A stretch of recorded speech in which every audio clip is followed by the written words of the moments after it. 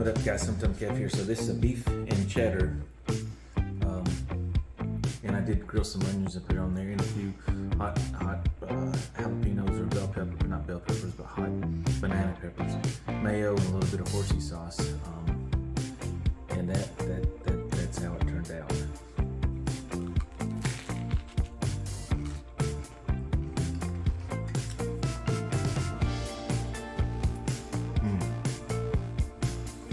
That roast beef and cheddar make a perfect combination.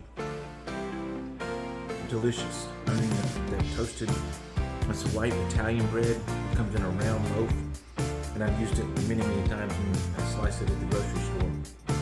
They don't mind slicing it for you, but my grocery store has a slicer. You just take your bread, pick it up, put it in the slicer, slice it, put it in your bag, and you're good to go. Don't even have to talk to anybody. I like that. But that making it warm and crispy, toasting it like that and getting that cheese melted, that's the key to this. And it does have 4 pieces of cheese on it. But those are soft and warm, juicy. That's a gotta have sandwich.